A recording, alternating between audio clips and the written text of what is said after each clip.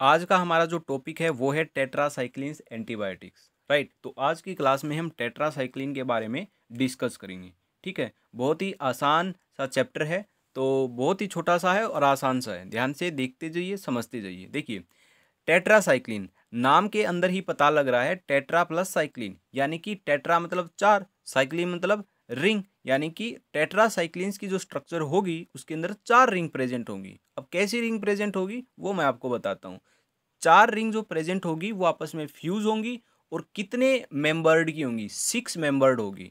हर एक ring six membered होगी और चार रिंग होगी और आपस में फ्यूज होंगी। देखिए कैसे, ये हमारी एक सिक्स मेंबर्ड रिंग है। ठीक है, ये हमारी दूसरी रिंग है सिक्स मेंबर्ड, ये तीसरी है और ये आपस में क्या है, फ्यूज है। ठीक है, ये आपस में क्या है, फ्यूज है, राइट। तो ये है टेट्रासाइक्लिन्स। तो कुछ ऐसी स्ट्रक्चर आपको मिलने वाली है। ठीक है, तो टेट्रासाइक्लिन नाम से ही आपको पता चल रहा है, राइट। अब देखिए टेट्रासाइक्लिन के बारे में कुछ पॉइंट। जो टेट्रासाइक्लिन्स है वो ब्रॉड स्पेक्ट्रम एंटीबायोटिक्स होती है, यानी कि ग्राम पॉजिटिव और ग्राम नेगेटिव दोनों बैक्टीरिया के अगेंस्ट ये काम करेंगी, राइट। और बैक्टीरियोस्टैटिक होती है, यानी कि बैक्टीरिया की ग्रोथ को ये इनहिबिट करेंगी। ठीक है, और अगर बात करें सबसे बेस्ट नॉन टेट्रासाइक्लिन कौन सी है, वो है हमारी क्लोर टेट्रासाइक्लिन। ठीक है, जो कि डिस्कवर की थी ड्यूगर ने। ड्यूगर एक साइंटिस्ट का नाम है, उन्होंने इसको डिस्कवर किया था। ठीक है, और जो क्लोर टेट्रासाइक्लिन है वो ऑब्टेन्ड होती है स्ट्रेप्टोमाइसिस ओरियोफेसियन से। तो ये इसके कुछ जनरल पॉइंट थे टेट्रासाइक्लिन्स के बारे में। अब इसकी स्ट्रक्चर की बात कर लेते हैं थोड़ी सी। ये है कॉमन स्ट्रक्चर, ठीक है, टेट्रासाइक्लिन की। अब देखिए ये स्ट्रक्चर आपको क्या लग रही है, थोड़ी सी मुश्किल लग रही होगी। स्टार्टिंग में थोड़ी मुश्किल लगेगी, लेकिन आपको इसको याद करना है। ये आसान स्ट्रक्चर है। कैसे याद करना है, आपको चार रिंग बनानी है। जैसे ये चार रिंग बनानी है, फिर उसके बाद क्या करना है, जो ये वाली रिंग है इसमें तीन बॉन्ड बनाने हैं, तीन डबल बॉन्ड बनाने हैं। ये वाली खाली छोड़ देनी है बिना बॉन्ड की, इसमें एक बॉन्ड और यहाँ एक बॉन्ड आएगा। ठीक है, इतना बनाने के बाद फिर क्या है, आपको नंबरिंग पता होनी चाहिए कि कहाँ से नंबरिंग स्टार्ट करनी है। नंबरिंग स्टार्ट करनी है यहाँ से। फर्स्ट पोजीशन ये है, सेकंड, थर्ड, फोर, 5, 6, 7, 8, 9, 10, 11 और 12। इस तरीके से ये नंबरिंग की जाएगी। ठीक है, अभी थोड़ी देर में आपको बिल्कुल क्लियरली दिखाऊंगा कि नंबरिंग कैसे की गई है।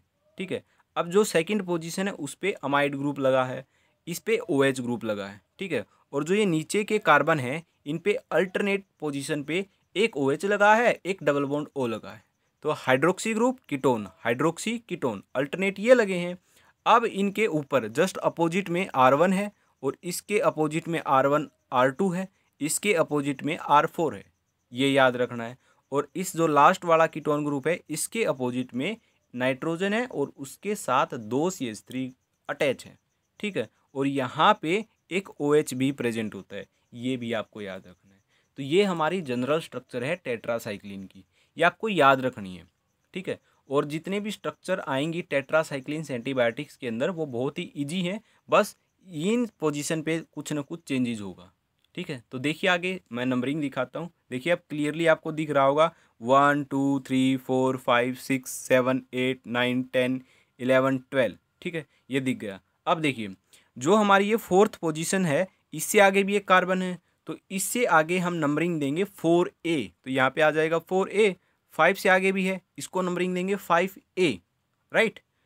अब 10 से आगे भी है एक कार्बन, तो यहाँ पे हम कोई नंबरिंग नहीं देंगे, क्योंकि ये नंबरिंग हम किस लिए देते हैं, सार पढ़ने के लिए, स्ट्रक्चर एक्टिविटी रिलेशनशिप। तो यहाँ पे नंबरिंग 10A दे सकते हो, लेकिन इस यहाँ सार में इसका कोई यूज नहीं है। ठीक है, और 11 से आगे हम यहाँ देंगे 11A और 12 से आगे जो कार्बन है इसको 12A के नाम से नंबरिंग दी जाएगी। देखिए इसको भी क्लियरली दिखाता हूँ मैं आपको। देखिए आपको दिख रहा होगा 4 से जो आगे है वो 4A, ये हमारा 5A है ना, और ये हमारा 11A और ये हमारा 12A। ठीक है, देखिए ये बिल्कुल क्लियर स्ट्रक्चर बनाई हुई है, बिल्कुल क्लियरली दिख रही है आपको। ये देखिए पोजीशन बताई गई हैं, first second third, direct numbering के अकॉर्डिंग बनाई गई हैं। ठीक है, ये नाइट्रोजन है, इस पे 2 CH3 अटैच है, यहाँ पे एक OH भी प्रेजेंट है, ये OH, ये सब प्रेजेंट है। ठीक है, तो ये बड़े ध्यान से आपको नंबरिंग याद होनी चाहिए, अदरवाइज आपको सार बिल्कुल समझ में नहीं आएगा जब भी आप पढ़ोगे तो। ठीक है, तो ये जनरल सी स्ट्रक्चर थी हमारी टेट्रासाइक्लिन्स की। अब बात करते हैं क्लासिफिकेशन की। ठीक है, देखिए दो तरीके से क्लासीफाई किया गया है, एक है नेचुरल और एक है सेमी सिंथेटिक। नेचुरल को बायोसिंथेटिक भी बोल देती है। अब बात यह आती है कि बायोसिंथेटिक और सेमी सिंथेटिक दोनों में डिफरेंस क्या है।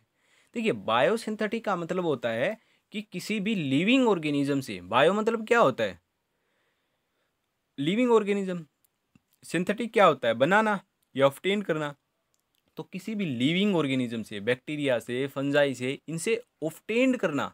तो हमने जो एंटीबायोटिक लिविंग ऑर्गेनिज्म से ऑब्टेन्ड की वो हमारी बायोसिंथेटिक है ना। जैसे हमने क्लोरटेट्रासाइक्लिन का एग्जांपल पढ़ा था, क्लोरटेट्रासाइक्लिन स्ट्रेप्टोमाइसिस ओरियोफेसियन से ऑब्टेन्ड की थी। तो वो स्ट्रेप्टोमाइसिस ओरियोफेसियंस क्या, लिविंग ऑर्गेनिज्म, तो उससे हमने ऑब्टेन्ड की, वो हो गया बायोसिंथेटिक। सेमी सिंथेटिक क्या है, अब हमने ये ऑब्टेन्ड तो कर लिए नेचुरल, तो ये नेचुरल के एग्जांपल है। अब जो ये नेचुरल एंटीबायोटिक्स है, अब इनमें क्या होता है, एक डिसएडवांटेज ये होती है, इनका जो ड्यूरेशन ऑफ एक्शन है वो शॉर्ट है। अब इनको हमको बढ़ाना है, तो हमको क्या करना है, जो इनका स्ट्रक्चर है उन पे कुछ ना कुछ चेंजेस करने हैं। जैसे R1 R2 R3 जो ये पोजीशन दिखाई थी उन पे कुछ ना कुछ चेंजेस करना है, और उससे क्या बन जाएगी, सेमी सिंथेटिक टेट्रासाइक्लिन ऑब्टेन्ड होगी। ठीक है, तो जब हम उस नेचुरल जो टेट्रासाइक्लिन है उसमें कुछ चेंज करके एक अदर एंटीबायोटिक जनरेट करते हैं, वो सेमी सिंथेटिक कहलाती है। ठीक है, बात समझ आई कि बायोसिंथेटिक और सेमी सिंथेटिक में क्या डिफरेंस होता है। तो ये डिफरेंस होता है। ठीक है, तो इसको नेचुरल और सेमी सिंथेटिक दो कैटेगरी में क्लासिफाई किया गया है। हम तीसरी कैटेगरी भी बना सकते हैं। तीसरी कैटेगरी है प्रो टेट्रासाइक्लिन। प्रो टेट्रासाइक्लिन का मतलब होगा कि वो टेट्रासाइक्लिन जो एक प्रो ड्रग की तरह काम करेंगी। ठीक है, प्रो ड्रग का मतलब क्या होता है, वो ड्रग जो हमारी बॉडी से बाहर तो इनएक्टिव होती है और बॉडी के अंदर एक्टिव हो जाती है। जैसे ही हम वो ड्रग लेते हैं तो बॉडी में जाते ही वो एक्टिव हो जाएगी और अपना काम शो करने लगेगी। ठीक है, वो होती है प्रो। तो प्रो टेट्रासाइक्लिन होती है। ये प्रो टेट्रासाइक्लिन आपके सिलेबस में नहीं है, फिर भी मैं नोट्स के अंदर आपको डाल दूंगा। ठीक है, नोट्स के अंदर आपको मिल जाएगा जो भी मैंने अभी बताया, बिल्कुल क्लियरली कैसे लिखना है वो सब नोट्स के अंदर अवेलेबल होगा, तो डरने की कोई बात नहीं है। तो आपको याद ये दो ही करनी है। ठीक है, अगर किसी का ज़्यादा ही मन है याद करने का तो वो कर सकता है, मैं नोट्स के अंदर डाल दूंगा। ठीक है, सिलेबस के अंदर आप में यही है। देखिए नेचुरल के अंदर टेट्रासाइक्लिन, क्लोर टेट्रासाइक्लिन, ऑक्सी टेट्रासाइक्लिन और डेक्सामिथाइल टेट्रासाइक्लिन, ये चार आती हैं। और सेमी में डोक्सीसाइक्लिन, मीनोसाइक्लिन, मिथासाइक्लिन और मिक्लोसाइक्लिन, ये चार आती हैं। ठीक है, तो ये चार चार एग्जाम्पल बहुत ही इंपॉर्टेंट है, चारों के चारों, कोसाई भी छोड़ना नहीं है इनमें से। ठीक है, ज़रूर याद करने हैं। एटलीस्ट इसमें से आपको 3 कर लेना, अगर 4 के 4 याद नहीं होते, और इसमें ये चारों ही करने हैं। ठीक है, क्योंकि कोई भी MCQ डायरेक्ट पूछा जा सकता है, बताइए कौन सा सेमी सिंथेटिक टेट्रासाइक्लिन इनमें से नहीं है। 3 ऑप्शन इसमें से दे देगा, एक ऑप्शन इसमें से दे देगा ये वाला, तो टिक करना है कि ये वाला तो नहीं है, तो डायरेक्ट क्वेश्चन आएगा। ठीक है, तो याद करना ही करना है। ठीक है, तो अब देखिए ये टेट्रासाइक्लिन, क्लोर टेट्रा, ऑक्सी टेट्रा। एक और बात, जो है हमारी ये जो क्लोर टेट्रासाइक्लिन है इसका एक दूसरा नाम भी है, उसको बोलते हैं ओरियोमाइसिन। तो chlortetracycline is also known as aureomycin, ये आपको याद रखना है, क्योंकि आपसे पूछा जाएगा कि what is the mechanism of action of aureomycin. ठीक है, अब आप सोचोगे ओरियोमाइसिन तो कभी पढ़ा ही नहीं है, तो ओरियोमाइसिन जो है वो अनदर नेम है क्लोर टेट्रासाइक्लिन का, ये आप याद रख लेना। ठीक है, ये चीज़ भी मैं नोट्स के अंदर डाल दूंगा। राइट, तो ये हमारी क्लासिफिकेशन है नेचुरल और सेमी सिंथेटिक, ये आपको याद करनी है। राइट, आगे देखते हैं मैकेनिज्म ऑफ एक्शन के बारे में। जो टेट्रासाइक्लिन्स एंटीबायोटिक्स हैं, ये जितनी भी एंटीबायोटिक सेमी और नेचुरल पढ़ी हैं, ये काम कैसे करती हैं। ये 3 मैकेनिज्म ऑफ एक्शन से काम करती हैं। पहला जो मैकेनिज्म ऑफ एक्शन है ये वाला, जो बहुत ही इम्पोर्टेंट है, इनका जो मैकेनिज्म ऑफ एक्शन है वो सिमिलर होता है अमीनोग्लाइकोसाइड एंटीबायोटिक्स की तरह। जैसे अमीनोग्लाइकोसाइड हमने पढ़ा था, वो भी क्या करती थी, अमीनोग्लाइकोसाइड एंटीबायोटिक प्रोटीन सिंथेसिस को रोक देती थी। ठीक उसी तरह ये भी प्रोटीन सिंथेसिस को रोक देती है। कैसे रोकेंगी, ये जो एंटीबायोटिक है ये 30S राइबोसोम के साथ बाइंड करती है। देखिए बैक्टीरिया के अंदर ना 70S राइबोसोम प्रेजेंट होता है। कौन सा राइबोसोम प्रेजेंट होता है, 70S। और 70s राइबोसोम की 2 यूनिट होती है, ठीक है। एक तो ये यूनिट बनाई और एक ये यूनिट बनाई। पहली जो यूनिट है, ये ऊपर वाली जो बड़ी यूनिट है, ये होती है 50s और ये एक यूनिट होती है 30s। तो जो 70s राइबोसोम होता है उसकी 2 यूनिट होती है, 50s एंड 30s। तो जो टेट्रासाइक्लिन्स है वो क्या करेंगी, वो इस 30s राइबोसोम के साथ बाइंड कर जाएंगी, ठीक है। अब जो राइबोसोम होता है उसका क्या काम होता है, राइबोसोम का काम होता है प्रोटीन बनाना, और प्रोटीन से क्या है, वो जिंदा रहता है बैक्टीरिया, क्योंकि इसकी ग्रोथ के लिए प्रोटीन एसेंशियल है, राइट। तो जैसे ही टेट्रासाइक्लिन बाइंड होगी बैक्टीरिया के 30s राइबोसोम के साथ, जो प्रोटीन की जो सिंथेसिस है वो इनिबिट हो जाएगी। अब प्रोटीन ही नहीं बनेगा तो बैक्टीरिया की ग्रोथ रुक जाएगी, ठीक है। तो ये होता है मैकेनिज्म ऑफ एक्शन टेट्रासाइक्लिन का। पहला मैकेनिज्म ऑफ एक्शन ये है कि inhibition of protein synthesis by binding to 30s ribosome. Bacteria के अंदर जो 30s राइबोसोम है ना, उसके साथ बाइंड होगी, ठीक है। तो ये भी याद रखना जरूरी है कि किस राइबोसोम के साथ बाइंड होती है, 50s के साथ या 30s के साथ, ठीक है। तो ये बारीक बारीक जो क्वेश्चन है ये बनते हैं, 30s के साथ बाइंड होती है। कहीं आपको 50s के अंदर भी दिखेगा, मतलब कि कोई और एंटीबायोटिक आएगी ना, वहाँ पे आपको मैकेनिज्म एक्शन मिलेगा कि ये एंटीबायोटिक 50s के साथ बाइंड होती है। तो आपको याद रखना पड़ेगा स्पेसिफिकली कि कौन सी एंटीबायोटिक 30s के साथ बाइंड करके काम करती है और कौन सी एंटीबायोटिक किसके साथ करती है। तो जितनी भी टेट्रासाइक्लिन्स एंटीबायोटिक्स होती हैं, चाहे वो सेमी सिंथेटिक हो चाहे वो नेचुरल हो, उनका काम है 30s राइबोसोम के साथ बाइंड करके प्रोटीन की सिंथेसिस को इनहिबिट कर देना। बिल्कुल सिंपल सा मैकेनिज्म है, ठीक है, क्लियर। अगला मैकेनिज्म ऑफ एक्शन है chelation of cation like calcium and magnesium. Chelation करके, चिलेशन का मतलब क्या होता है, कोई भी कंपाउंड जब कैटायन के साथ मिलके कॉम्प्लेक्स बना लेता है उसको चिलेशन बोलते हैं। होता क्या है, टेट्रासाइक्लिन क्या करती है, जो टेट्रासाइक्लिन एंटीबायोटिक है वो क्या करती है, बैक्टीरिया के अंदर जो कैल्शियम आयन प्रेजेंट होते हैं, कैल्शियम आयन मैग्नीशियम आयन जो भी प्रेजेंट होते हैं, जो कैटायन प्रेजेंट होते हैं बैक्टीरिया के अंदर, उसके साथ बाइंड कर जाएगी, बाइंड करके चिलेशन का फॉर्मेशन कर लेगी, और चिलेशन फॉर्मेशन करते ही बैक्टीरिया की ग्रोथ ऑटोमेटिक रुक जाएगी, ठीक है। तो इस तरीके से ये बाइंड करती है। अब क्या होता है, डॉक्टर जब भी आपको टेट्रासाइक्लिन देगा ना, तो आपको वो कहेगा कि इसको दूध के साथ मत लेना, या इसको खाने के बाद दूध मत पीना, ठीक है। ये एंटीबायोटिक जो टेट्रासाइक्लिन है, ये दूध मत लेना। क्यों? क्योंकि क्या होता है, जैसे ही आपने दूध के साथ एंटीबायोटिक ली तो जो मिल्क होता है उसके अंदर ढेर सारा क्या होता है, कैल्शियम होता है। तो कैल्शियम क्या है, कैटायन है, ठीक है। कैटायन लाइक कैल्शियम मैग्नीशियम यहाँ पे लिखा है। तो कैल्शियम के साथ जो टेट्रासाइक्लिन है वो बाइंड कर जाएगी, और बाइंड कर जाएगी तो वो एब्जॉर्ब ही नहीं होगी। अगर वो एब्जॉर्ब ही नहीं होगी हमारी बॉडी में, वो ब्लड के अंदर नहीं जाएगी, तो फिर जहाँ पे उसको एक्शन करना है वहाँ तक पहुँचेगी कैसे। तो क्या है, टेट्रासाइक्लिन काम ही नहीं करेगी। तो इसलिए दूध के साथ लेने से मना किया जाता है टेट्रासाइक्लिन को, राइट। नेक्स्ट हमारा जो मैकेनिज्म ऑफ एक्शन है वो है interference with phosphorylation of glucose. देखिए, फॉस्फोराइलेशन ऑफ ग्लूकोज ये क्या होता है, फॉस्फोराइलेशन का मतलब होता है फॉस्फेट ग्रुप का एडिशन, किसमें, ग्लूकोज में। यानी कि ग्लूकोज का फॉस्फोराइलेशन करोगे, यानी कि ग्लूकोज से ग्लूकोज 6 फॉस्फेट बनना, क्या होता है, ग्लूकोज फॉस्फोराइलेशन, ठीक है। इसके साथ इंटरफेयर करता है, जो हमारी टेट्रासाइक्लिन है वो इंटरफेयर करती है फॉस्फोराइलेशन ऑफ ग्लूकोज, ठीक है। अब इसे क्या होगा, एनर्जी नहीं बन पाएगी। बैक्टीरिया के अंदर क्या है, एनर्जी बनाता है बैक्टीरिया अपनी ग्रोथ के लिए, जिंदा रहने के लिए एनर्जी की रिक्वायरमेंट होती है। तो एनर्जी प्रोडक्शन बंद हो जाएगा। तो एनर्जी प्रोडक्शन अगर इंटरफेयर हुआ तो बैक्टीरिया क्या है, उसकी ग्रोथ रुक जाएगी और वो फिर मर जाएगा। तो इस तरीके से ये 3 मैकेनिज्म पे काम करती है टेट्रासाइक्लिन।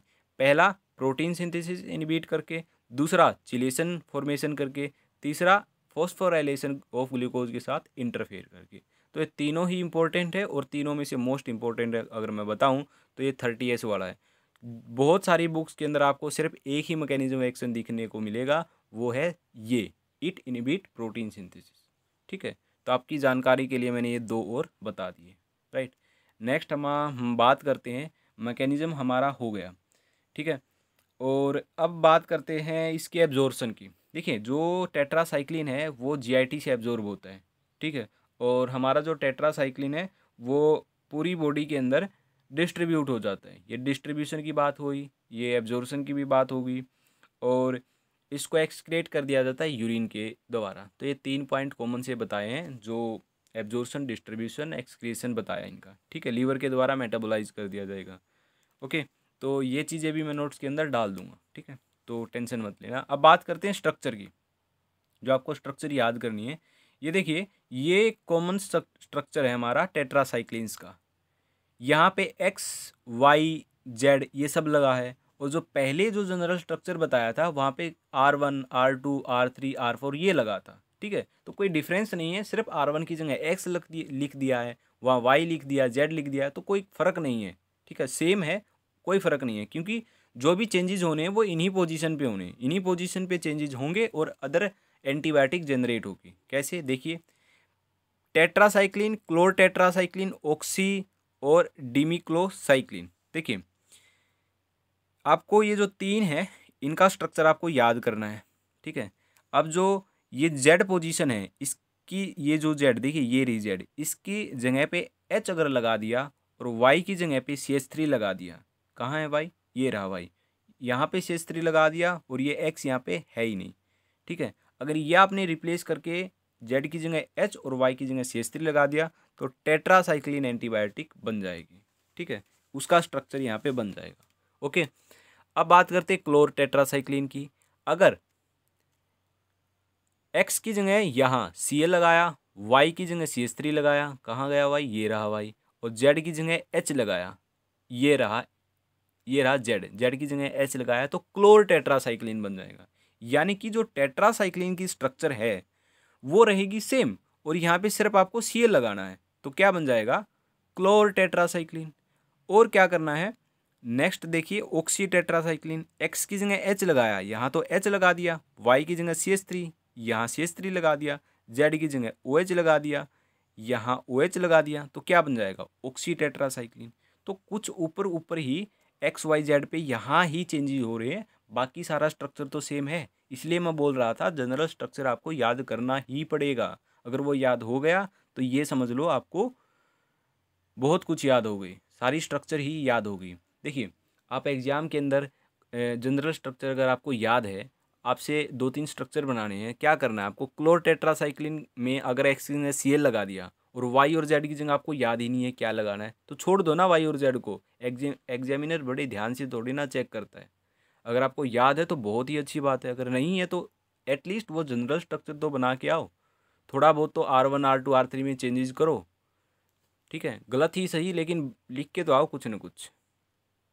तो ये स्ट्रक्चर थे। वैसे ही मीथासाइक्लिन, डॉक्सीसाइक्लिन, मिनोसाइक्लिन, और ये देखिए ये एग्जाम्पल है प्रोटेट्रासाइक्लिन का, है ना। ये जो तीनों एग्जाम्पल हैं ये हमारे सेमी सिंथेटिक हैं, और ये एग्जाम्पल एक मैंने यहाँ पे स्ट्रक्चर बना दिया, रोली टेट्रासाइक्लिन, ये हमारी है प्रोटेट्रासाइक्लिन, जो 3rd क्लासिफिकेशन की बात कर रहा था ना, उसका ये एग्जाम्पल है, ठीक है। पीपलासाइक्लिन ये भी एक एग्जाम्पल होगा, ठीक है। तो ये एग्जाम्पल होंगे, तो ये स्ट्रक्चर आपको नहीं करना है, ये मत करना। तो ये 3 ही स्ट्रक्चर आप याद कर लेना, राइट। तो ये हमारे जनरल स्ट्रक्चर थे। टेट्रासाइक्लिन्स एंटीबायोटिक्स के अंदर हमने ये डिस्कस कर लिया, ठीक है। तो मैकेनिज्म ऑफ एक्शन आपको पता चल गया, एब्जॉर्प्शन पता चल गया, मेटाबॉलिज्म, एक्सक्रिएशन ये सब पता चल गया, ठीक है। क्लासिफिकेशन आपने कर ली और इंट्रोडक्शन कर लिया, ठीक है। और ये कम से कम 5 या 6 स्ट्रक्चर आपको याद करने, तो ये आपका टेट्रासाइक्लिन कंप्लीट हो गया, ठीक है। अब बात रही नोट्स की। नोट्स कहाँ से मिलेंगे, कैसे मिलेंगे, तो वही है, डिस्क्रिप्शन के अंदर जाओ आप, वहाँ पे आपको लिंक मिलेगा, उस पर क्लिक करो तो आपको सारे नोट्स इजीली मिल जाएंगे, ठीक है। और एक और बात, आपको मेडकेम जो अभी मैं पढ़ा रहा हूँ, ठीक है, वो समझ में आ रही है या नहीं आ रही है, कोई प्रॉब्लम तो नहीं है, तो प्लीज़ कमेंट करके आप ज़रूर बताओ, ठीक है। आपको समझ आ रही है तो भी बताओ, और नहीं आ रही है तो भी बताओ, ठीक है, एटलीस्ट बताओ, ठीक है। अगर कोई चेंजेस करने हैं, कोई साउंड प्रॉब्लम है या कुछ भी प्रॉब्लम है, तो एटलीस्ट कमेंट करो आप, ठीक है। तो आज की क्लास में इतना ही, तो मिलते हैं हम नेक्स्ट क्लास में। और ये मे बी हमारी जो यूनिट 1 है वो ख़त्म हो गई है, ये हमारा यूनिट 1 का लास्ट लेक्चर था, राइट। तो मिलते हैं नेक्स्ट वीडियो के अंदर।